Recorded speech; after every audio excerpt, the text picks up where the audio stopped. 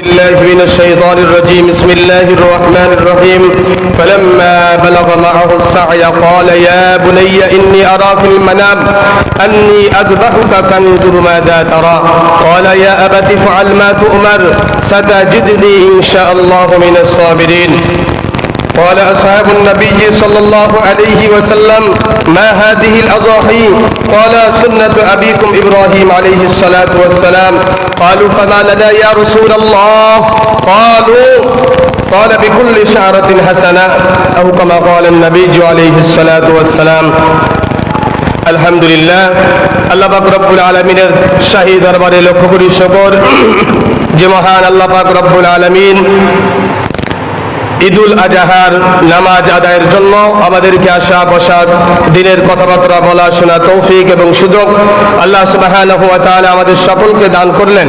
আমরা সেই মালিকের দরবারে অন্তরের অন্তরস্থল থেকে কালিমাতুশ শুকর আদায় করি, সকলে বলি আলহামদুলিল্লাহ।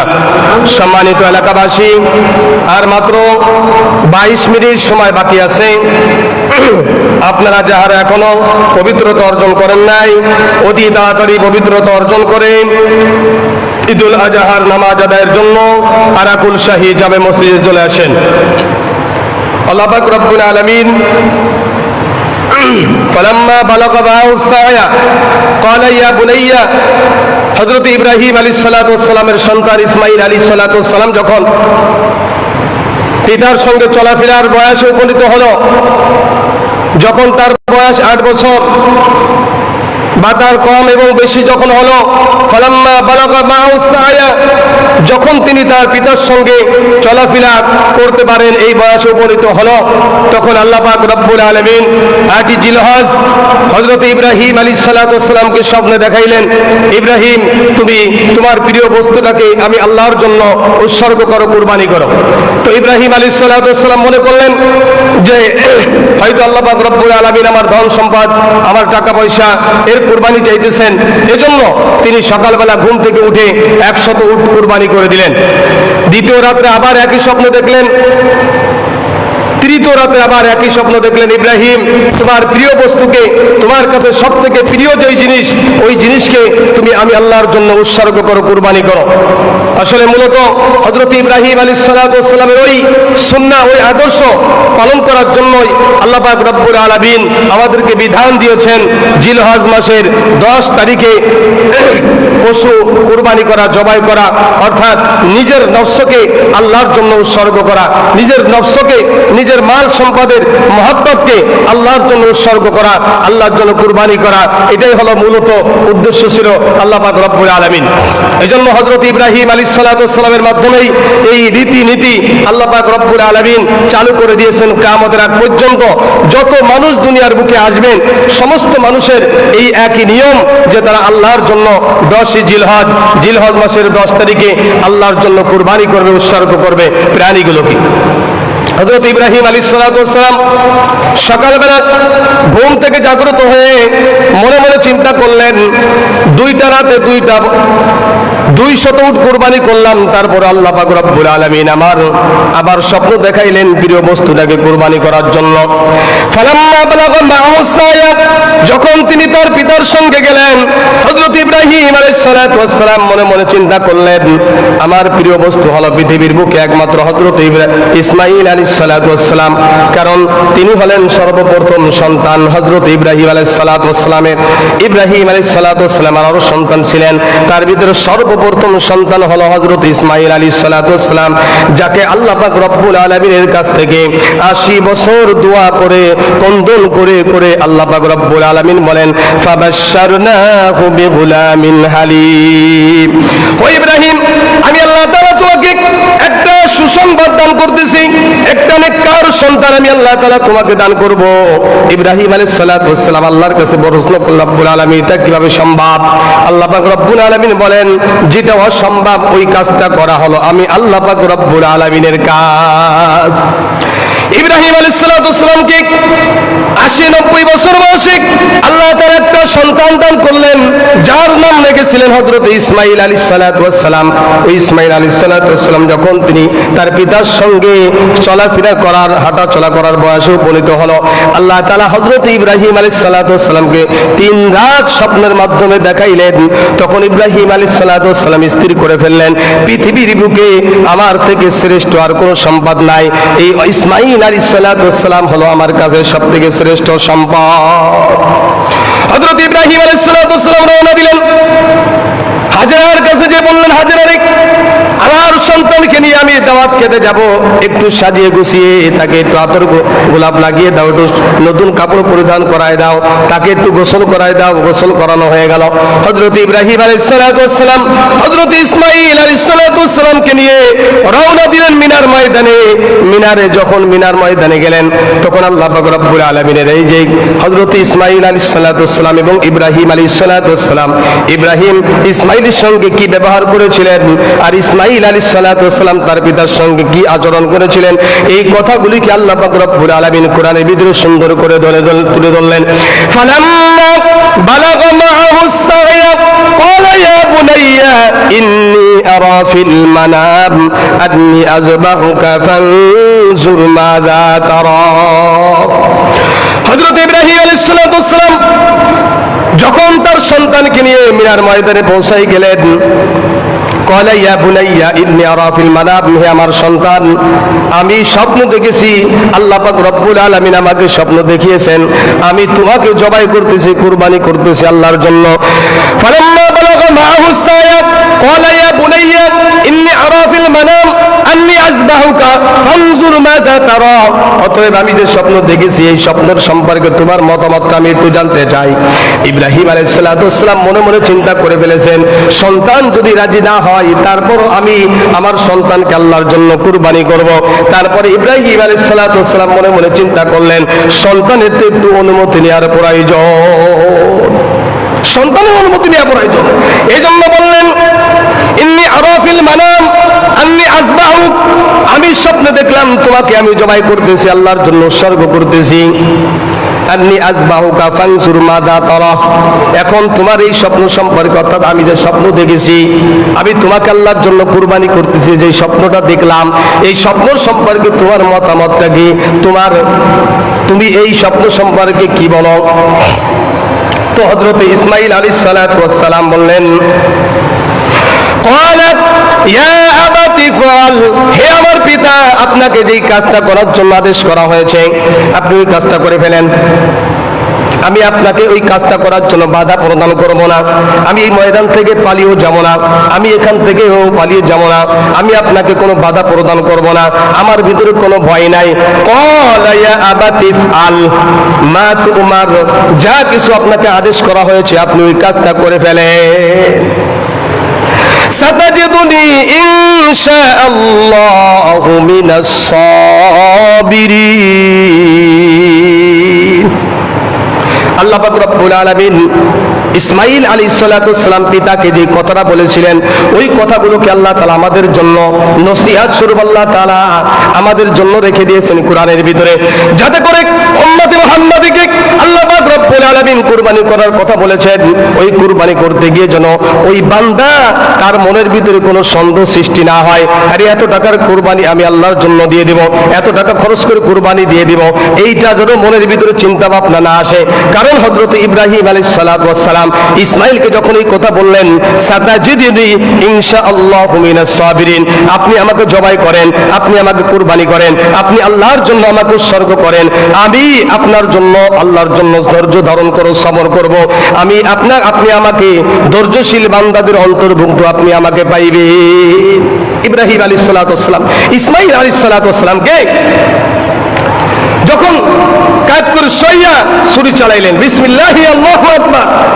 হযরত ইব্রাহিম আলাইহিস সালাম এত ধারালো, তীক্ষ্ণ ধারালো ছুরি ছিলেন, যেই ছুরির আঘাতে পাথরও টুকরা হয়ে গেছে, 2 টুকরা হয়ে গেছে। অথচ ইসমাঈল আলাইহিস সালামের গলার ভিতরে যখন ছুরি চালায়, হযরত ইব্রাহিম আলাইহিস সালাতু ওয়াস সালামকে যখন পানিতে আগুনে ফেলে দিয়েছিল, আল্লাহ তাআলা বলেছিলেন কুল্লা ইয়া নারু কুনি বারদা ওয়া সালামান আলা ইব্রাহিম, ওই আগুন আমার ইব্রাহিমের জন্য, খবরদার ইব্রাহিমের জন্য তুমি একটু শান্তি দাও, হয়ে যাও, তোমার তাপে যেন ইব্রাহিমের একটা পশম পর্যন্ত না পড়ে। আল্লাহ তাআলা সূরাকে অর্ডার করলেন, হুকুম করলেন, সূরারে খবরদার, খবরদার আমার ইব্রাহিম, আমার ইসমাইলের গলা কিন্তু কাটা যাবে না। ইব্রাহিম আলাইহিস সালাতু ওয়াস সালাম আবার বললেন বিসমিল্লাহি আল্লাহু আকবার। আবার তিনি রাগান্বিত হয়ে পাথরে আঘাত করলেন, পাথর কেটে টুকরা হয়ে গেল, দুই টুকরা হয়ে গেল। ইব্রাহিম আলাইহিস সালাতু ওয়াস সালাম মনে মনে চিন্তা করলেন, তাহলে কি আল্লাহ তাআলা আমার কুরবানি কবুল করলেন না? আমার নিয়ত কি সহি ছিল না? এই জন্য কুরবানি করার প্রধান শর্ত হলো নিয়তকে সহি করা। নিয়তের ভিতরে যদি কোনো প্রকার ত্রুটি থাকে, কোন ব্যক্তি যদি গরু ক্রয় করার সময় এই চিন্তা ভাবনা করে, আল্লাহ নবী বিশ্বনবী মুহাম্মদুর রাসূলুল্লাহ সাল্লাল্লাহু আলাইহি ওয়াসাল্লাম বলেছেন, তোমরা যখন পশু ক্রয় করবে, পশু ক্রয় করতে যাবে, পশু তোমার পছন্দ হয়েছে ক্রয় করবে, টাকা কত নিল এটা দেখার বিষয় না, টাকার ভিতরে গোশতের কত দাম হলো এটাও দেখার বিষয় না। অনেকে মনে মনে চিন্তা করলেন 2 লক্ষ টাকা দিয়ে গরু কিনলাম, গরুর গোশত হবে না 8 মণ, কিন্তু কয় টাকা কেজি বললো? বলে কি বলে না? এরকম চিন্তা ভাবনা করে না? 2 লক্ষ টাকা গরু কিনে এখন মনে চিন্তা করতেছেন, আরে গরু কিনে কি ঠকে গেলাম নাকি? 6 মণ গোশত হলো, তাহলে কত টাকা পড়লো? 1000 টাকা কেজি পড়ে। হায় হায়, আমি তো ঠকে গেছি। আসলে কুরবানি তো এটার জন্য না, কুরবানি তো ঠকার জন্য না। কুরবানি পশু সুন্দর, চেহারা সুন্দর, আপনার পছন্দ হয়েছে, আমি এটা আল্লাহর জন্য উৎসর্গ করব। গোশত কত কেজি হোক, গোশত মজা হোক না কেন, এটা দেখার বিষয় না। দেখার বিষয় হলো পশুটা আপনার কাছে পছন্দনীয় হয়েছে কিনা। পশুটা আপনার কাছে পছন্দনীয় হতে হবে। পশু ক্রয় করে এখন আসছে ব্যাপারীর কাছে, আচ্ছা বলো তো, আমি তো গরু কিনলাম 4 লাখ টাকা দিয়ে, কয় কেজি গোশত হতে পারে? 4 লাখ টাকা দিয়ে কিনছেন, আরে আপনার গোশতের কেজি তো পড়ছে 1000 টাকা, তাকে ঠকে গেলাম। এই চিন্তা ভাবনা করে কিনা? এই চিন্তা ভাবনা যারা করবে তাদের কুরবানি হবে না। সম্মানিত এলাকাবাসী, আমরা আর মাত্র 10 মিনিট সময় বাকি আছে, আমরা অতি তাড়াতাড়ি আমরা ঈদুল আজহার নামাজ আদায় করার জন্য আমরা চলে আসি। নির্ধারিত সময়ের মধ্যেই ঈদুল আজহার নামাজ অনুষ্ঠিত হবে ইনশাআল্লাহ। এখনো যারা বাইরে আছেন অতি তাড়াতাড়ি আমরা ঈদুল আজহার নামাজ আদায় করার জন্য আরাকুল শাহী জামে মসজিদে চলে আসি। তো আমরা যদি এইরকম কোন চিন্তা ভাবনা কারুর দিলের ভিতরে আসে যে আমি মনে হয় এই পশুটা ক্রয় করে মনে ঠকে গেছি, তাহলে তার কুরবানি হবে না, কারণ নিয়তই সহি না। ও কি না, কুরবানির কবুল হওয়ার প্রধান শর্ত হলো নিয়তকে সহি করা। আমি আল্লাহর জন্য কুরবানি করলাম। এখন যদি আল্লাহ না করুক, আল্লাহ করে নাই এই জন্য আলহামদুলিল্লাহ, আল্লাহ শুকরিয়া, কিন্তু আল্লাহ যদি করতো, ইসমাইল আলাইহিস সালাম যদি কুরবানি হয়ে যেত, জবাই হয়ে যেত, তাহলে বিধান ছিল তার প্রত্যেকের বড় সন্তানকে আল্লাহর জন্য উৎসর্গ করা। এখন আল্লাহর জন্য উৎসর্গ করতে, এখন আপনার ছেলের চেহারা ভালো না, কালো, ঠোঁটটা মোটা, নাকটা চ্যাপটা, এখন আপনি কি ওই দেখবেন, আরে এই ছেলেটার তো চেহারা বেশি ভালো না, একে কুরবানি দেবো না। কিন্তু আল্লাহর বিধান যদি এরকম হতো, আল্লাহর বিধান হলো পশু ক্রয় করে আপনি আল্লাহর জন্য উৎসর্গ করবেন। ওই পশুর গোশত কতটুকু হলো, স্বাদ হলো কিনা, অমুকের গোশত, গরুর গোশত স্বাদ বেশি হয়েছে, আমারটা একটু কম হয়েছে, এইসব দেখার বিষয় না। এইরকম চিন্তা ভাবনা যারা করবে তাদের কুরবানি কবুল হবে না, কারণ নিয়তই সহি না।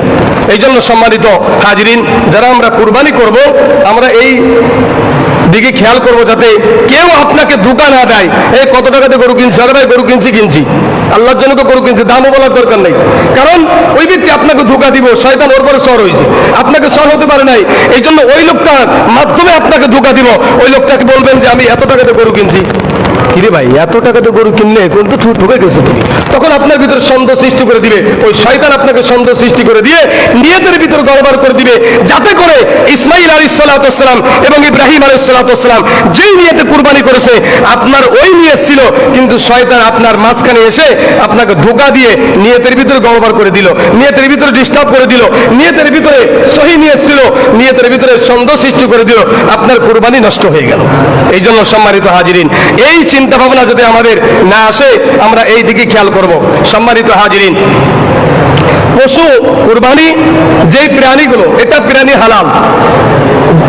আমরা যেই প্রাণীগুলো কুরবানি করব, ছাগল, বকরি, ভেড়া, গরু, উট, দুম্বা, এই যে প্রাণীগুলো আছে, এই প্রাণীগুলো আমরা কুরবানি করব। তো এই প্রাণীগুলো হালাল, এই প্রাণীগুলো কি হালাল।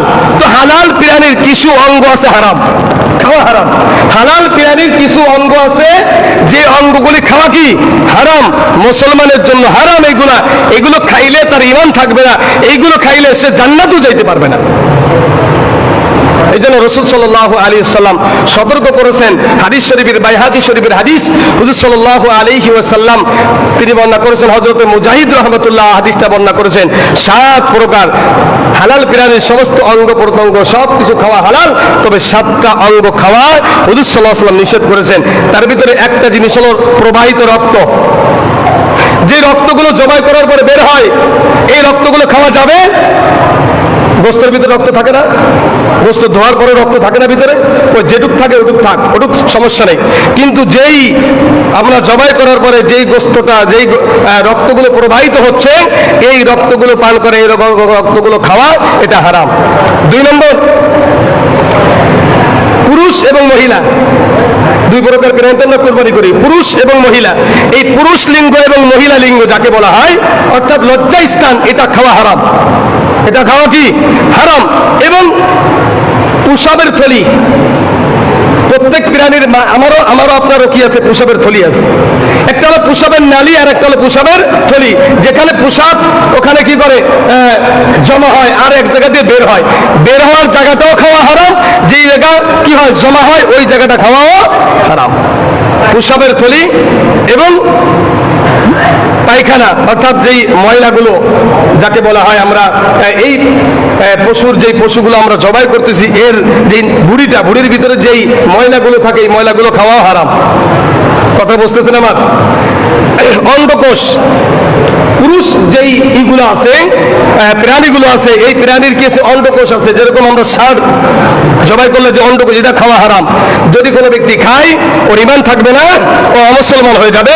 পরবর্তীতে নতুন করে মুসলমান না হওয়া পর্যন্ত ওর কোনো নামাজ, ওর কোনো রোজা, ওর কোনো ইবাদত আল্লাহর দরবারে কবুল হবে না। আর ওই অবস্থায় যদি মারা যায়, বিনা হিসেবে জাহান্নাম। আরেকটা, পশুর ভিতরে, পশুর শরীরে কিছু জায়গা চামড়া এবং চামড়া এবং গোস্তের মাঝে একটা জিনিস আছে, এটাকে বলা হয় মাংসগণ্ডি। ওই জিনিসগুলো খাওয়া হারাম। পিত্তনালী, প্রত্যেক জিনিসের পিত্ত আছে, এই পিত্তনালীগুলো খাওয়া হারাম, কারণ এটা খুবই বিষাক্ত। এটা খাইলে মানুষ যে কোনো মুহূর্তে মারাও যেতে পারে।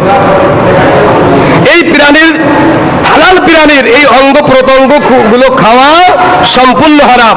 অনেকে খেয়েছেন অনেক কিছু। আমি তাদের কাছে বলবো, আপনারা আল্লাহর কাছে তওবা করে নতুন করে মুসলমান হন। না হলে এই অবস্থায় যদি মারা যান, তাহলে আল্লাহ আপনার জন্য জাহান্নাম ছাড়া কোনো উপায় নাই। কারণ আল্লাহ যেটা হারাম করেছেন, ওইটা খাওয়া যাবে না, ওইটা খাওয়া যাবে না। আর যেটা হালাল করেছেন, ওইটা ছাড়াও যাবে না। আপনার শরীরের অসুস্থতার কারণে আপনি খাচ্ছেন না, এটা হলো ভিন্ন জিনিস। আল্লাহু আকবার, আল্লাহু আকবার, লা ইলাহা ইল্লাল্লাহু, আল্লাহু আকবার, আল্লাহু আকবার, ওয়ালিল্লাহিল হামদ। সম্মানিত এলাকাবাসী, আর মাত্র 5 মিনিট সময় বাকি আছে। আপনারা যারা এখনো বাইরে আছেন, অতি দ্রুত চলে আসেন।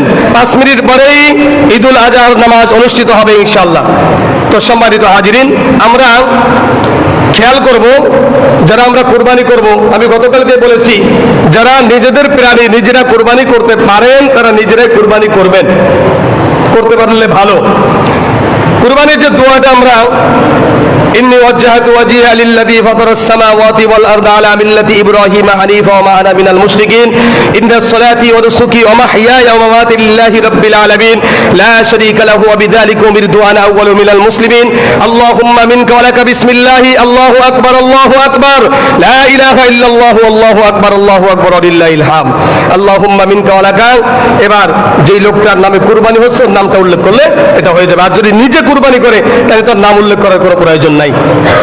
আবার বলেছি যে আমরা অনেকগুলো নাম দিই, অমুকের নামে তমুকের নামে নাম, এই অনেকগুলো নাম দেওয়া হয়। আসলে কুরবানি হবে কার নামে? ভাই কুরবানি হবে কার নামে?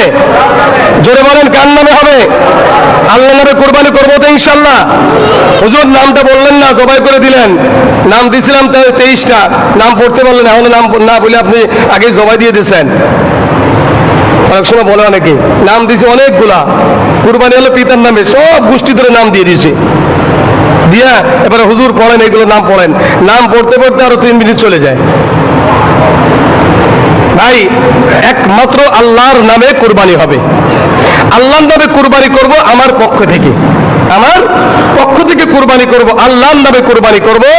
যদি কোনো ব্যক্তি নিজে কুরবানি করে তো শুধুমাত্র বিসমিল্লাহি আল্লাহু আকবার বললে হইব। বিসমিল্লাহি আল্লাহু আকবার, এই আল্লাহর নাম ছাড়া যদি কোনো ব্যক্তি কোনো পশুকে কুরবানি করে, ওই পশু কুরবানিও কবুল হবে না, ওই পশুর গোশত খাওয়া হালাল হবে না। এই জন্য মুসলমান হোক, আমরা তো সকলেই মুসলমান, আমাদের জবানে সবসময় লা ইলাহা ইল্লাল্লাহ থাকে, আবার অন্য নামও থাকে। এই জন্য বিসমিল্লাহি আল্লাহু আকবার বলে আমরা জবাই করব। কমপক্ষে 4টা রগের 3টা রগ আমাদের কাটতে হবে, না হলে কুরবানি সহি হবে না। 4টা রগের 3টা, কমপক্ষে 3টা রগ না কাটলে কুরবানি সহি হবে না। এক, আবার আর একটা জিনিস হলো, আমরা অনেকেই তাড়াহুড়া করি, প্রাণী জবাই করার সাথে সাথে আমরা হাত পর নখগুলো কেটে দিই, ওই যে রগগুলো কেটে দিই, এটা মাকরুহে তাহরিমি, এটা কাটবেন না, খবরদার। একটা প্রাণী দেখেন না, আমরা মুরগি জবাই করলে একটু লাফালাফি করে না, কেউ যদি মুরগি জবাই করে হাতে ধরে রাখে তারই তার গুনাহ হবে, কারণ তাকে তার প্রাণটা বের করার জন্য সময় দিতে হবে। এই জন্য আমরা একটা পশু প্রত্যেক জিনিসের, ছোট একটা মুরগি জবাই দিলে যেরকম লাফাইতেছে, একটা গরু তো এরকম লাফাইতে পারে না, তারপরে তাকে মরার জন্য একটু সুযোগ দিতে হবে, 10 মিনিট 15 মিনিট 20 মিনিট সুযোগ তাকে দিতে হবে। জবাই করলেন সাথে সাথে, মানে 1 মিনিটও লেট করে না, হাত পায়ের কি রগগুলো কেটে দেয়, ভাই এটা মাকরুহে তাহরিমি, ওই গোশগুলো খাওয়াও মাকরুহে তাহরিমি হয়ে যাবে। এই জন্য আমরা খেয়াল করবো সকলেই। আল্লাহ তাআলা আমাদের সকলকে বুঝা এবং আমল করার তৌফিক দান করেন, আমিন। আল্লাহু আকবার, আল্লাহু আকবার, লা ইলাহা ইল্লাল্লাহু, আল্লাহু আকবার, আল্লাহু আকবার, লিল্লাহিল হামদ, আল্লাহু আকবার, আল্লাহু আকবার, লা ইলাহা ইল্লাল্লাহু, আল্লাহু আকবার, আল্লাহু আকবার, লিল্লাহিল হামদ, আল্লাহু আকবার, আল্লাহু আকবার, লা ইলাহা ইল্লাল্লাহু, আল্লাহু আকবার, আল্লাহু আকবার, লিল্লাহিল হামদ।